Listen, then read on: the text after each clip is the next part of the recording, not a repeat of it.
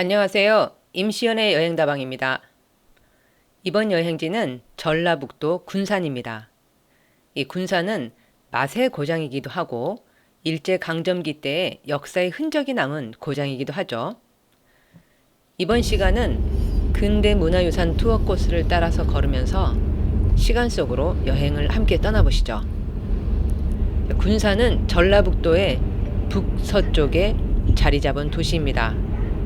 북쪽으로는 전라도와 충청도의 경계가 되는 금강이 흐르고 있고, 또 남쪽으로는 만경강을 사이에 두고 김제와 접해 있습니다. 또 서쪽으로는 서해가 펼쳐지는데 이 군산 앞바다에서 새만금 방조제가 시작됩니다. 이 방조제가 고군산군도의 신시도를 지나서 선유도, 문효도 등 고군산군도의 일부 섬들도 이제 육지와 연결되어 있습니다.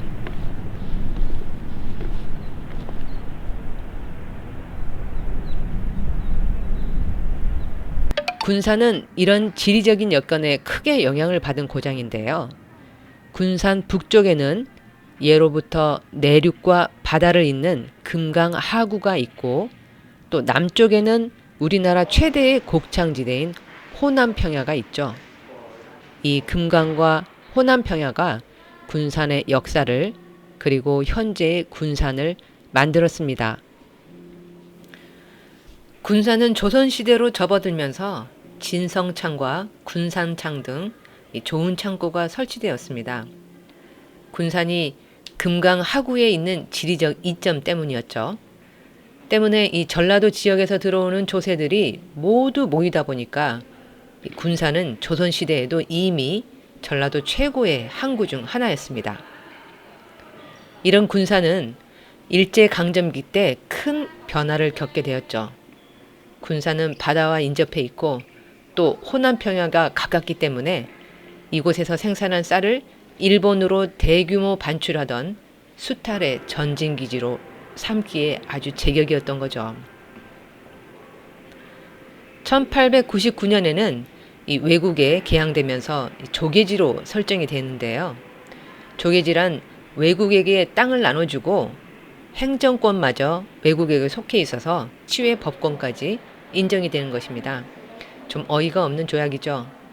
이런 이유로 일본인들은 조계지에 들어와서 정미소나 미곡상, 농장 등을 운영하고 호남평야의 쌀을 일본으로 수출했는데, 일본인들이 고리 대금업까지 하면서 우리 농민들을 착취하고 땅을 빼앗기 일삼았습니다. 1910년에는 한일 합방이 되자 일본인들의 수탈이 더 심해졌는데요. 급기야 일본의 값싼 생필품을 들여와서 이 조선의 간의 수공업까지 몰락하게 만들었습니다. 조선 농민들은 땅도 잃고 일본인의 소장농이 되어서 군산 시내로 들어와 빈민이 되어야 했습니다. 군산에는 일제강점기 때의 흔적들이 꽤 남아 있습니다.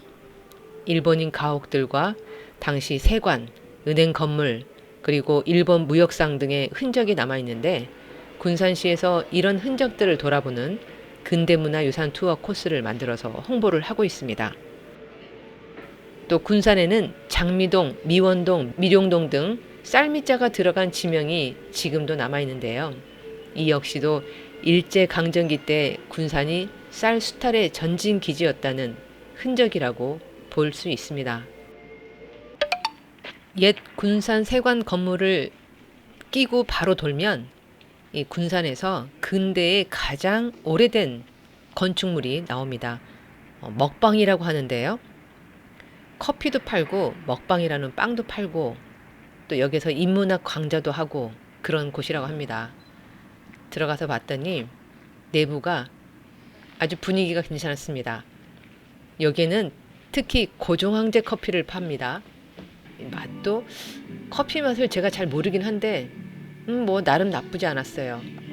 너무 진하지도 않고 딱 알맞았습니다. 여기서 잠깐 분위기를 바꾸는 시간을 갖기도 좋습니다. 많이 들어갔습니다. 단팥.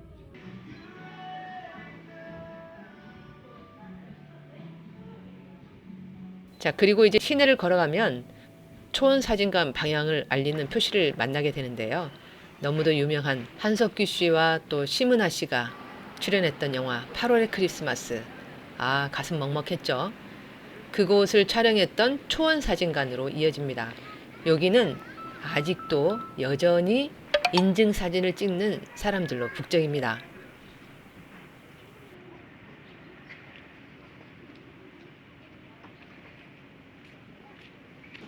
여기 예전 그 영화를 좀 틀어놨네요. 심은하 씨, 한석규 씨 아주 풋풋하던 때네요.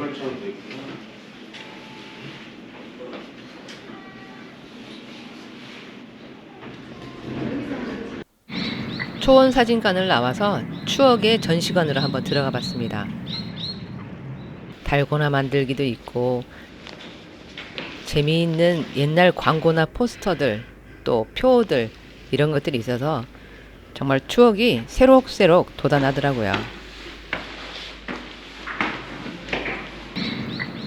추억의 전시관을 나가면 바로 양조장으로 들어가는데요. 간판부터 벌써 딱 레트로적인 분위기죠. 자, 양조장에서는 막걸리를 만들어 볼 수 있는 체험을 할 수 있는데 체험 비용이 있지만 이 군산에 오셨을 때 한번 체험을 해보셔도 좋을 것 같아요. 막걸리의 맛이 아주 깊습니다. 진하고요. 자, 이곳이 군산 이 근대문화 거리에서 가장 사람들이 많이 찾는 히로스 가옥입니다. 들어가는 길도 아주 잘 되어 있고 일제강점기 때 부호의 집이 많네요. 마당이 상당히 넓어요. 학생들이 체험학습을 왔는지 시끌벅적하네요. 이 군산의 신흥동 일본식 가옥은 일제강점기 때 일본인이 짓고 살던 2층 목조 건물입니다. 비교적 건물이 잘 보존되어 있고요. 이 집에서는 장군의 아들 그리고 타짜 등 여러 편의 영화를 촬영한 곳이기도 합니다.